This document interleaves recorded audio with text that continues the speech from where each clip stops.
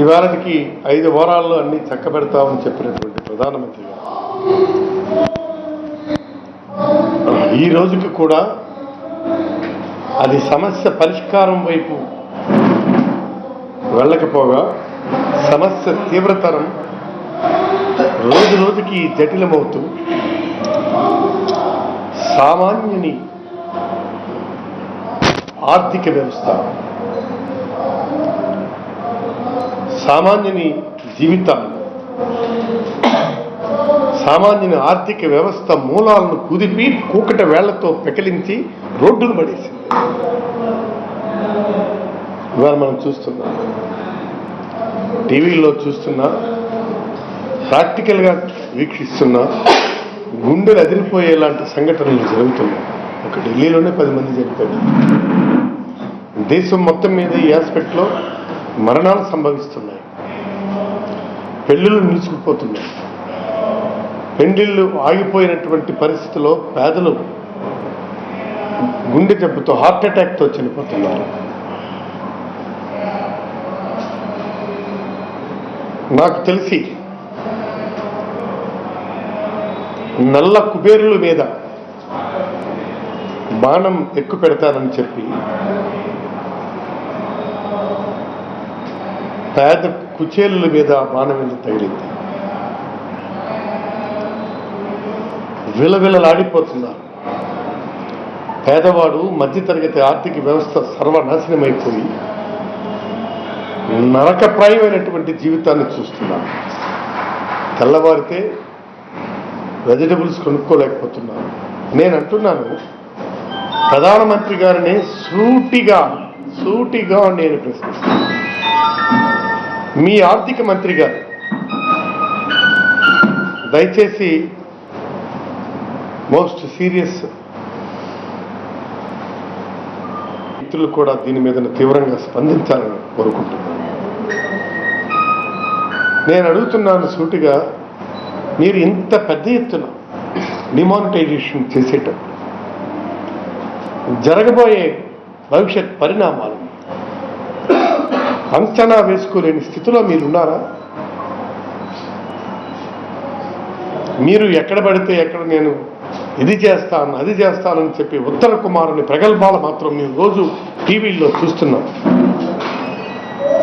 దీనితో మోడీ గారు మీ ఇమేజ్ ఎంత డౌన్ఫాల్ అయ్యి పతనానికి పడిందో ఒక్కసారి మీరు రేటింగ్ చేసుకోగలే పరిస్థితిలో మీరున్నారా? మీ ప్రభుత్వం, మీరు, ఆయన అంటాడు జైట్లీ గారు, ఈ డిమానిటైజేషన్ చేసినటువంటి విషయం చెప్పే నాకు తెలియకుండా జరిగిందని చెప్పారు. ఎంత అన్యాయం అండి ఇది. ఈ దేశ ఆర్థిక మంత్రికి నాకు తెలియకుండా జరిగిందని జైట్లీ గారు మాట్లాడుతుంటే ఏమనుకోవాలి? అసలు ఈ దేశం ఎటు వెళ్తుంది, ఎటుపోతుంది? మీకు డైరెక్షన్ ఉందా? దశాదిశ ఉందా? మీరేం చేయబోతున్నారు? మీరు ఏం ఆలోచిస్తున్నారు ఆర్థిక వ్యవస్థ కోసం? ఇవాళ అమర్త్య సేన్ గారు మాట్లాడుతూ చెప్పారు, ప్రపంచ ఆర్థిక శాస్త్రవేత్త, అనలిస్ట్. నోట్ అంటే, రూపాయి నోట్ అంటే ప్రామిసరీ నోట్ అన్నాడు. అంటే ఆ జీవితానికి, పేదవాళ్ళ జీవితానికి, సామాన్యుడి జీవితానికి అది నమ్మకాన్ని ఇచ్చేది. అది ప్రామిసరీ నోట్ అన్నాడు. ప్రపంచ ఆర్థికవేత్తలంతా కూడా ఈ దెబ్బతో భారతదేశం ఆర్థిక వ్యవస్థ సర్వనాశనం కాబోతుంది, మరలా మనం 100 ఏళ్ళు వెనుకకు పోతున్నాము అన్నటువంటిది వాళ్ళు చెప్తుండేటప్పుడు మా బోటి ప్రోగ్రెసివ్ డెమోక్రటిక్ పర్సనాలిటీస్ అన్ని కూడా ఆందోళన చెందుతున్నారు. ఈ దేశం ఏమవుతుందని, ఇన్నేళ్లుగా స్వాతంత్రం కోసం పోరాడి సాధించినటువంటి ఫలితాలు ఆర్థిక వ్యవస్థ చిన్నాభిన్నంగా కళ్ళ ముందే కుప్ప కూలిపోతుంటే, సామాన్యుని ఆర్థిక వ్యవస్థ కోకట వేళ్లతో కదిలిపోతుంటే, మూలాలు కదిలిపోతుంటే, ఆర్థిక వ్యవస్థ కుప్పకూలుతుంటే ఏం చేయాలో అంతు చెక్కినటువంటి పరిస్థితిలో విక్కమొహం వేసుకుని కూర్చోవలసినటువంటి పరిస్థితి. ఏమంటే ఆయన చెప్తాడు, ఈ నెలాఖరు వరకు ఆగండి, నేను అద్భుతాలు చేస్తాను అని. ఏం అద్భుతాలు? మీరు నల్లధనం తీసామంటున్నారు. చెప్పండి, ఈ దేశంలో ముద్రించబడుతున్నటువంటి నల్లధనం ఎంత? చెప్పాలి కదా. నాకు తెలిసి 16 లక్షల కోట్లు as according the statement given by the central finance department, reserve bank. వీటిల్లో మీరు ఎంత నల్లధనాన్ని మీరు క్యాప్చర్ చేయగలిసారు, ఎంతమంది నల్ల కుబేరులను మీరు అరెస్ట్ చేయగలిసారు, ఎంతమంది మీద మీరు చర్యలు తీసుకున్నారు. మేడం గాంధీ బ్యాంక్స్ నేషనలైజ్ చేసేటప్పుడు చాలా పెద్ద సంస్కరణలు చేశారు. ఆ రోజు అంతవరకు బ్యాంక్స్ ప్రైవేటైజేషన్లో ఉన్నప్పుడు పెద్దలకి గొప్ప వాళ్ళకి మాత్రమే రుణాలు అందేవి, సామాన్యానికి రుణ ప్రక్రియ లేదు. అలాంటి పరిస్థితుల్లో బ్యాంక్స్ నేషనలైజ్ చేసి ఈ రుణ ప్రక్రియని దళిత వర్గాలకి, వెనుకబడిన వర్గాలకి, నిమ్న జాతుల వారికి, సామాన్యుడికి రుణ ప్రక్రియను దగ్గరికి చేర్చే బ్రహ్మాండమైనటువంటి ప్రక్రియను సాధించగలిశారు బ్యాంక్స్ నేషనలైజేషన్తో. రాజభరణాల రద్దు, ఆస్తుల్ని ప్రభుత్వపరం చేసుకుని అది ప్రజా వినియోగానికి ఉపయోగించారు. సంస్థానాధీశుల్ని రద్దుపరిచి ప్రజాస్వామ్య మార్గాలకి బాట వేశారు. అది రిఫార్మ్స్, సంస్కరణలు అలా ఉండాలి. మీరు ఇంత పెద్ద ఎత్తున ఆర్థిక ప్రక్రియకు నిర్ణయం తీసుకునే ముందు దీని పర్యవసానాలు ఏ స్థాయిలో ఉంటాయని ఊహించలేనటువంటి నువ్వేం ప్రధానమంత్రివయ్యా, మీదేం ప్రభుత్వం? పైగా ఈ పెద్ద నోట్లు రద్దు చేయమని చెప్పి నేనే రికమెండ్ చేశానని గొప్పగా గుండెలు బాదుకుంటున్నటువంటి ఈ ముఖ్యమంత్రి చంద్రబాబు నాయుడు నువ్వేం ముఖ్యమంత్రివయ్యా? ఈవేళ ప్రజలు రోడ్ల మీద పడి, నిన్న చూస్తే 3 రోజులు సెలవులు, మంగళవారం నాడు చూస్తే నేను యాక్సిడెంటల్లీ నా కారు అట్టించే వస్తుంది, బ్యాంక్ ఆఫ్ ఇండియా, ఎస్బీఐ ఇవన్నీ కూడా ఆంధ్ర వలసలో మొత్తం నేను మళ్ళీ దారి మళ్లించుకొని వెళ్లాల్సినటువంటి పరిస్థితి. కొట్టుకుంటున్నారు, క్యూలో నిలబడి చచ్చిపోతున్నారు. మీరు ఈ నిర్ణయం తీసుకునే ముందు దీని పర్యవసానాలు ఇవి అంచనా వేసి, ఈ తీవ్రమైనటువంటి పరిణామాలు సంభవిస్తాయని చెప్పి అంచనా వేసుకుని దానికి కావలసినటువంటి కరెన్సీని పెద్ద ఎత్తున ముద్రణ చేసి అంతా రెడీ చేసుకొని 6 మాసాల ముందుగానే చేయాలనుకున్నప్పుడు ఇదంతా ప్రక్రియ అంతా రెడీ చేసుకొని ఎస్ ఓకే అన్న తర్వాత మీరు అనౌన్స్ చేయాలి. మీరు ఎవరితో మాట్లాడారు? మీ ఆర్థిక మంత్రికే తెలియదు అంటున్నాడు, మీ కేంద్ర క్యాబినెట్కే తెలియదు అంటున్నారు.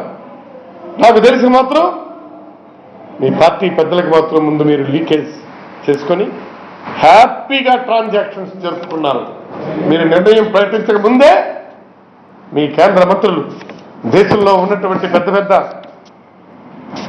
గుప్త పెట్టుబడిదారీ వర్గాలు, ధనవంతులు, ధనస్వాములు అందరూ కూడా ముందుగానే ట్రాన్సాక్షన్ చేసుకొని కడుపులో చల్ల కదలకుండా దొంగోడికి తేలుకుంటున్నట్టుగా, ఏమీ తెలియనట్టుగా మీరు ఈనాడు కూర్చున్నారు.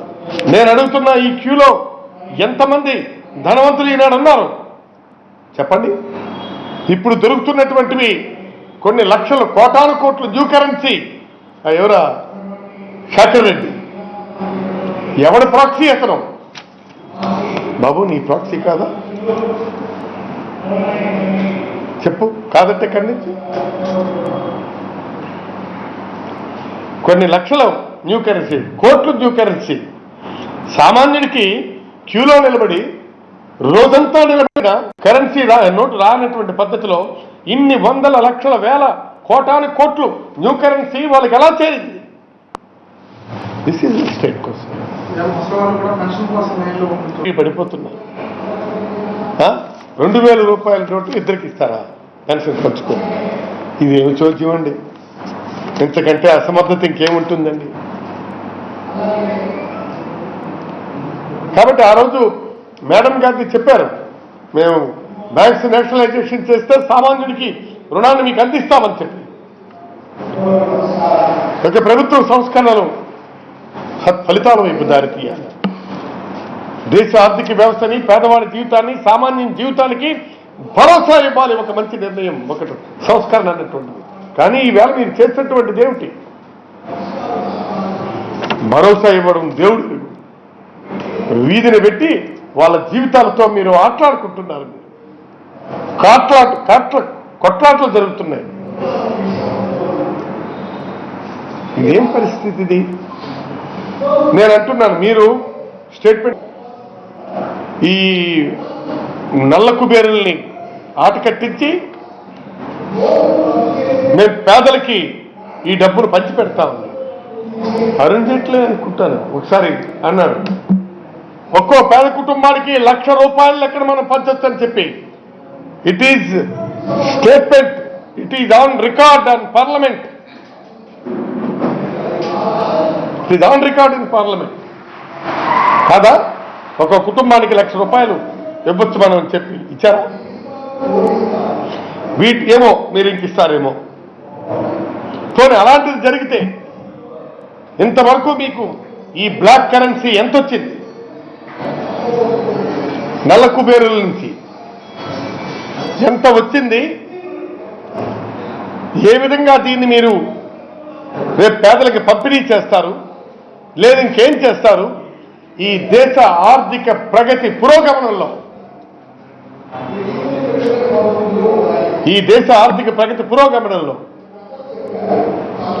నేను మళ్ళీ అంటున్నాను, ఈ దేశ ఆర్థిక ప్రగతి పురోగమనంలో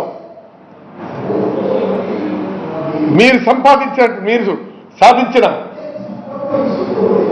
నల్ల కుబేరుల నుంచి బ్లాక్ మనీని ఏ విధంగా మీరు డైవర్ట్ చేసి ఈ ప్రగతిని సాధిస్తారు, పేదలకి ఏ విధంగా మీరు పంచిపెడతారు, మీ కార్యాచరణ ప్రణాళిక ఏమిటి?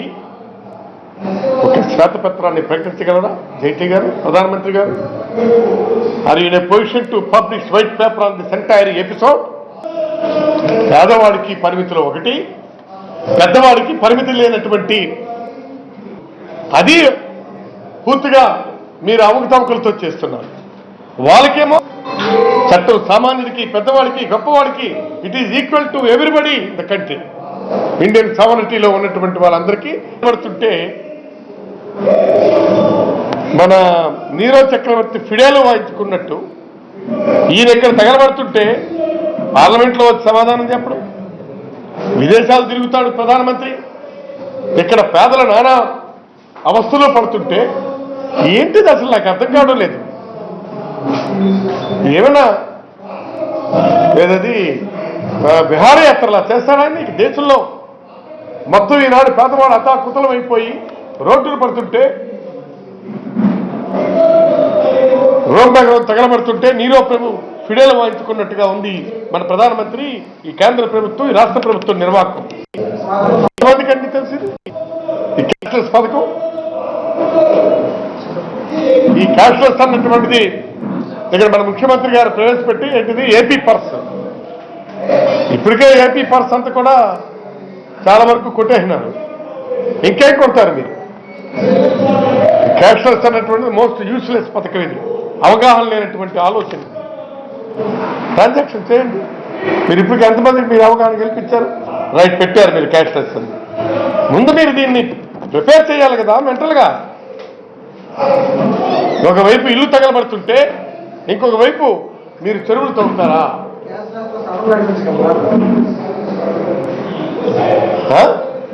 ఇల్లు తగలబడుతుంటే వీళ్ళు అప్పుడు నూతులు తవ్వుతుంటారు వీళ్ళు వెళ్ళి.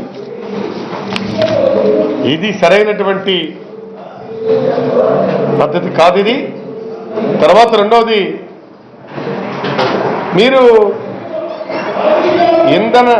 నగదు రహితం చేయడానికి పెద్ద నోట్ల రద్దుకి సంబంధం ఏమిటండి? What is the relation?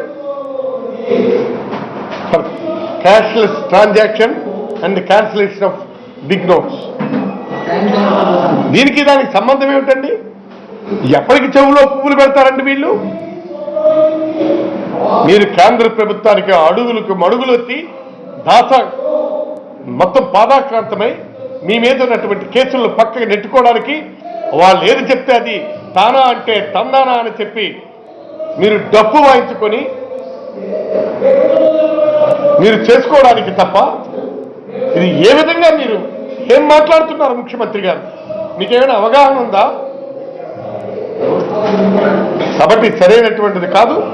అందుకే నేను ఈ క్యాష్లెస్ నగదరహితం చేయడానికి పెద్ద నోట్లకి సంబంధం ఏమిటో నేను అక్కడ కేంద్రంలో ఎంటైర్ ఎపిసోడ్ మీద నేను వైట్ పేపర్ డిమాండ్ చేస్తున్నాను. రాష్ట్రంలో కూడా దీని మీదను ఈ శ్వేతపత్రం దాన్ని రిలీజ్ చేయమని చెప్పి ఖచ్చితంగా నేను డిమాండ్ చేస్తున్నాం. ఇది